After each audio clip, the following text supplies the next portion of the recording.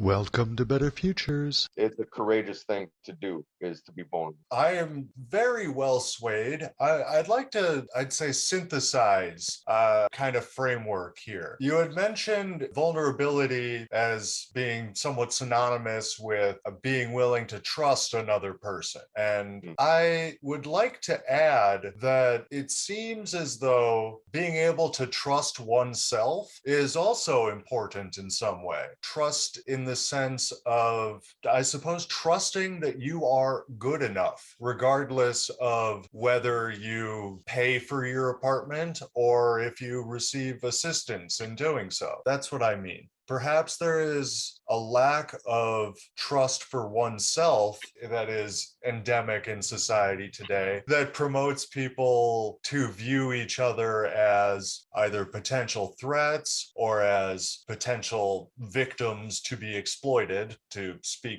in terms of what I imagine the sharks might believe.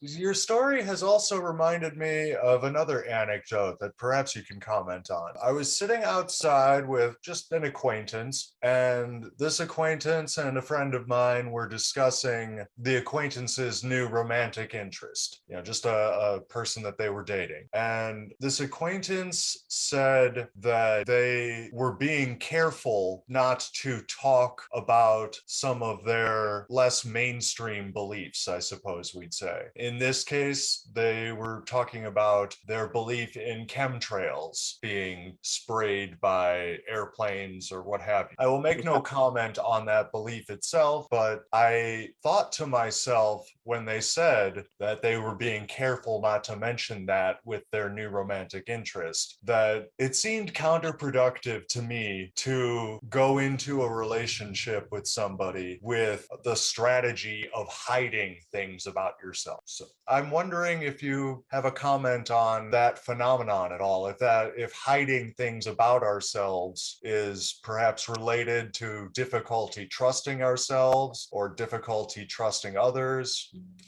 What do you think? I definitely agree. And I've had a problem. I've been afraid of vulnerability for many years of my life. Most of my relationships, whether it's intimate or platonic, I didn't want anyone to know about because I didn't want to be vulnerable. And then I started researching and I guess growing a little bit and realizing that being vulnerable isn't a weakness. And that's where encouragement comes in, is like we need those people, those friends to step in and encourage you so you can be vulnerable and so you can have that courage. I mean, I was scared for a while. I was an angry person for a long time, and it was because of fear. And when you create yourself to be vulnerable, you begin to trust. And so I chose that kind of route as I grew older. And I think a lot of people should encourage people because I get a text message from my lady friend and I don't hang out with her all the time, and all of a sudden I get a text message saying have a good day, and that's encouraging, and that's what I think everyone needs right now. It goes a long way, and you have no idea how long that could go. You have no idea.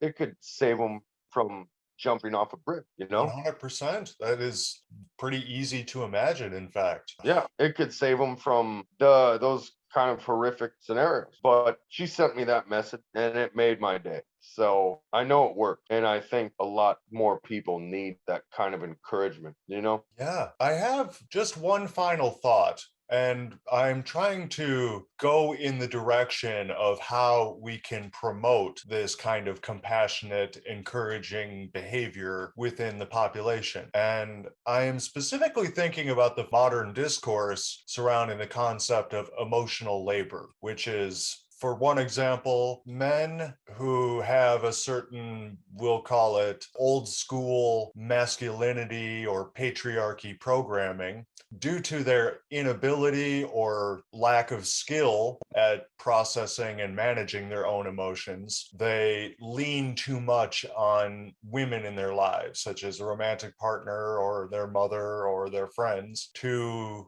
perform a kind of therapeutic emotional labor that allows the emotionally inhibited man to process his emotions in some fashion. And I want to use that example in terms of the fear of sharks out there. And I suppose the simplest way I can put it to you is, can you imagine how you and I and others could encourage other people to be more compassionate and more trusting of themselves and others and more willing to be vulnerable by speaking a little bit on how to address one's own fears of a shark or a parasite of our emotional labors in this process? I think I understand your question. I'm pretty intuitive and I tend to stay away from people that I sense the sharks and the parasites pretty quickly, and I tend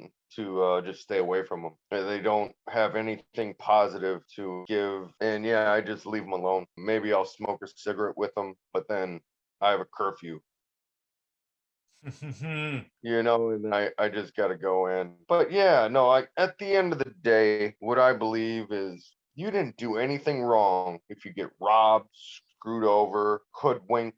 At the end of the day, if you treat someone with love and compassion, you have nothing to regret. Whether Oh, they're a shark or they're a leech or whatever you said. At the end of the day, you got nothing to regret, and you're okay with yourself. Right? Like, because you treated that person with kindness and love, and hey, maybe they took advantage of you, but that's not about you. That's about them. You don't have to feel bad about yourself because they robbed, whatever. Yeah. that's wonderful, I think. If I'm understanding correctly, the valuable thing is to act with love and kindness regardless of those results. And one thing that I'd like to add, I think, is you had mentioned you feel very comfortable with your intuitive ability to sense whether somebody may be exploitative or what have you. I think that we could perhaps just add a little footnote to tell people who might be worried about being taken advantage of if they were to act with love and kindness. Trust your intuition. Yeah, definitely. I agree with that wholeheartedly. I really do. But also, don't be afraid to treat people with love. Like, don't always be on the defense. I've done that for years in my life, and I didn't get as far doing that as I have on the other side. Hell yeah. I'm just glad to hear about the progress that you feel that you have made by being more compassionate. Thank you. Thank you, Zach. You're very welcome, Nikos. Bravo. Well, hey, I really appreciate you interviewing me. I feel honored, and it's a pleasure of mine. I appreciate it. The pleasure is all mine, or at least I share in it. Well, thank you for appearing. Yep, we perhaps didn't solve the world's problems all in one go, but hopefully we're just a little bit closer. Hey, well, it takes two to tango, does it not? Yeah, and maybe we can get the rest of our species joining in on this dance party. I think so. I hope so. Talk to you soon, Nikos. Thank you.